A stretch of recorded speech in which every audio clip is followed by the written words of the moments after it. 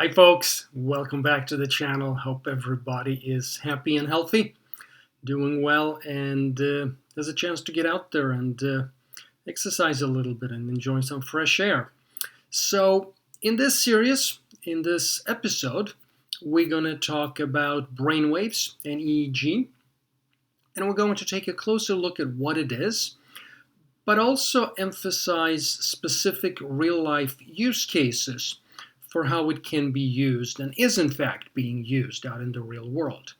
Now, the interesting thing about EEG and brainwaves is that in many ways it's a tool. And EEG is probably the simplest and most accessible NeuroTech tool that all of us can use. But of course, as any tool, it can be used for good and it can be abused. And so that's what we're going to talk about, how we can use it ourselves, how others are using it to maybe help us, or how they could be using it to harm us or manipulate us. And so with that, let's dive in. So I think we've all heard about brain waves, whether it's alpha, beta, or theta, or whatever they're called, and how they reflect our states of mind, whether we're calm, whether we're stressed, whether we're awake or asleep, fatigued, and whatnot, as well as what we might think about things, whether we like them or whether we dislike them. And that is really what makes brainwaves and EEG useful, if you want, because it helps us to understand what is going on in the brain. And we collect brainwaves, of course, by putting electrodes on the outside of the skull. And when we do that, what we're really measuring is sort of the electrical signals that neurons discharge. Now, we're clearly not measuring individual neurons because there are just too many of them, and the signals from any individual neuron is just too faint.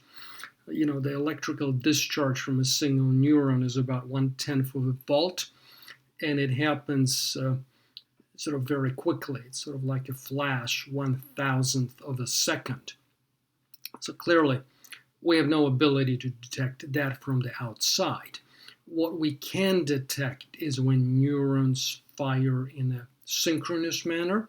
That is what really generates the waves. Now, even then, to be perfectly honest, it's not that simple because there are many electrical discharges going on in the brain, and the brain waves are not necessarily as clean as you would think by looking at some of the graphics of brain waves.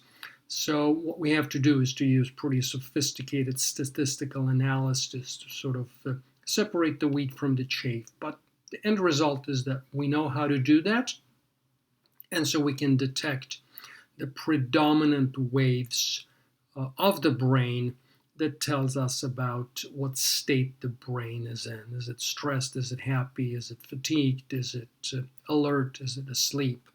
And that's really where the usefulness comes in, and where it's could be quite revealing, as we'll see, both in terms of the state that we're in, and quite frankly also decision making, which is one of the use cases that we're going to look at. And so the first case that I wanted to take a look at and talk about is driver fatigue, using a device called a smart cap, which is really a band that you put around your head, and it has electrodes in it, and it can detect and analyze the brain waves. It's probably one of the first commercial uses of EEG, and it's both very useful potentially, but of course also raises the issue of employers monitoring employees and whether it's good or bad, which depends in part on the use case and in part, of course, how we individually might feel about that. And so the idea behind LifeBand and SmartCap is that it might be useful to be able to track truck drivers, operators of heavy machinery, train drivers, and others like that who are clearly driving big vehicles that could cause a lot of damage potentially if the driver and the operator were not paying attention or were to fall asleep, as is known to have happened occasionally, unfortunately. And so it monitors their brainwaves to see how alert they are, or if they're fatigued, or if they're falling asleep. And it alerts the driver and the operator, as well as potentially their supervisor, so they can intercede or do something about that. And, clearly, nothing good about a truck with a driver who's falling asleep, barreling down a highway, because of the harm that could cause, both to the driver themselves and, of course, to others. And so that might be a good use case. But once again, it does, like many of these use cases, raise privacy issues and concerns about employers monitoring employees, and we have to decide sort of where the line goes. But in either event, it is certainly a useful one. You'd think we individually maybe sometimes should use them as well when we go on long drives where we have the potential for getting tired and maybe being a little bit inattentive. Who knows? Maybe one day our cars will come equipped with that, which once again is a mixed blessing, unless, of course, we end up going to self-driving cars and then we don't have to worry about it. So this next example comes from the world of sports, and it's a company called Deservo. And what they figured out is that you can use EEG and brainwaves and signals to detect when a batter makes a decision to either hit or not, based on their ability to recognize what kind of a pitch it is. Is it a fastball? Is it a curveball? Is it something else? The ability to project whether it's going to hit the strike zone or go outside of it. And where they initially started is that they wanted to use it for scouting. They figured out that some batters, based on how their brains are configured and experience and whatnot, make these decisions faster than other batters. And obviously, the faster you recognize what kind of a pitch it is, the faster you can decide if it's going to hit the strike zone or not, the faster you can make the decision whether you're going to swing at it or not. This is sort of called rapid perceptual decision making, I think is the scientific term, whatever it is. And so these guys set out to sort of work with baseball teams, initially college teams, and down the road professional teams, to help them scouting, select players to see which ones would be better than others. I don't know how much progress they've made in the professional leagues. There is a very interesting book that's been written about them called The Neural Cortex, which, if you're interested in sports and if you're interested in this subject matter, I would actually recommend taking a look at and maybe reading. I'm not going to go through everything that they say in this book, obviously, because I can't in a short video. But it's actually quite interesting to see what's happening there and how they've developed this technology and how they're using it. And what they're doing now is that they also have some video games that you can subscribe to from them, which will help you with pitch recognition and decision making. I think they also have one for hockey. They have one for referees. And I think they've also extended their work into working with police forces to help police officers make faster decisions. I mean, they come under stressful situations. They have to make life and death situations. Should they pull their gun? Shouldn't they? So it's a somewhat similar issue in terms of decision making, which is actually very interesting. Now, there is another side of it, of course. We just talked about fatigue and employers supervising drivers. From a baseball player's point of view, this is just another employer thing, whether the team is going to decide to draft you or not based on sort of how your brain performs. And so, even in the world of sports, there is sort of this element of sort of Can someone look inside your brain and see if they like what they're seeing? But I guess that's just what it is.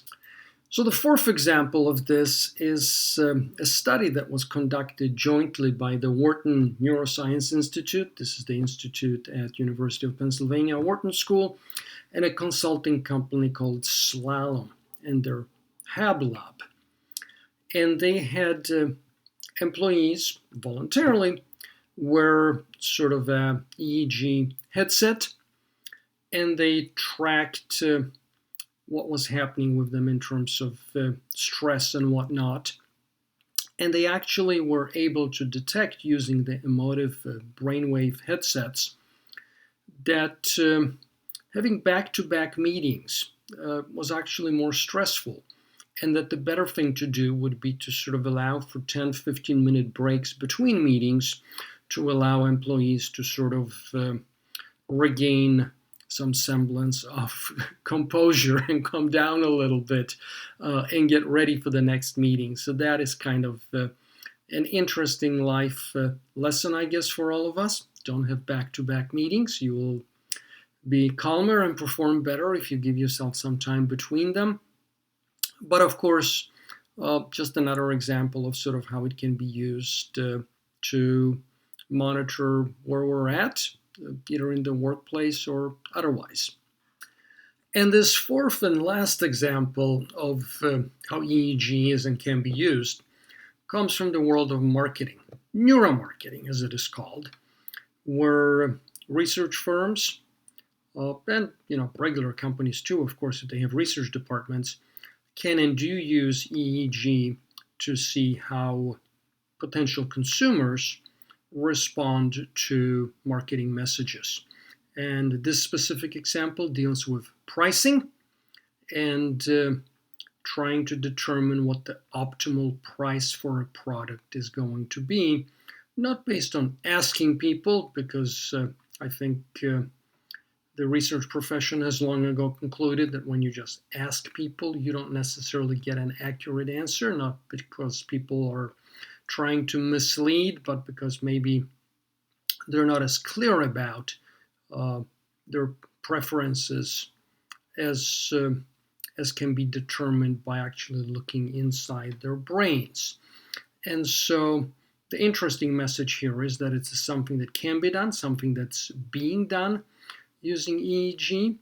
And so if you go out there in the world and wonder why a product is designed the way it is, or why it's priced at the price that it is, it may be someone's random decision, but it could, of course, also be based on some pretty sophisticated neural marketing that has been done with potential consumers to actually dial in what their brains respond to most positively, as well as what their brains respond to negatively and therefore, should be discarded. So those were the four examples I wanted to share with you. Hopefully you found it interesting. A few conclusions maybe. So one thing that clearly stands out is that this is an approach, a technology that is fairly well validated by now. It's being used. We've looked at 4 use cases. There are obviously many others. And it is being used to varying degrees, of course, in various instances. The good news about it is that nobody can do it to us, with the exception of the marketing piece, of course, without us being aware of it. Because to capture your and my brainwaves, we have to agree to wear one of these devices on our heads. It's not something that you can capture remotely. On the other hand, as we also saw, there is potential for employers to require that we use it in certain jobs for reasons that may be good or bad. Whether you're a truck driver or an aspiring baseball or some other player, you may be required to submit yourself to this kind of testing to have a shot at getting the job, right? And so certainly something to think about. Now, on the other hand, because EEG is relatively accessible, not only are there many people who are experimenting with it themselves out there, but you can actually buy a headset yourself and sort of figure out what it all means. You can use it for training, and we're going to talk about that in later episodes, how that can be done. And so it is a tool that we can access ourselves and that we ourselves can use for improvement and betterment if you want. And it is certainly the NeuroTech tool that is most affordable and most accessible and most available to us. And so for that reason, it's actually good for us to be aware of it and understand what it is and what it does. And with that, I think that's all I had for this episode. I hope you found it useful, interesting, enlightening. Please let me know in the comments below. And if you liked it, by all means, give me a thumbs up and subscribe. I will be making other episodes, as I've suggested, on other aspects of NeuroTech, which you may find interesting. And for now, thanks for watching. Be well, and we'll talk to you soon. Take good care. Bye-bye.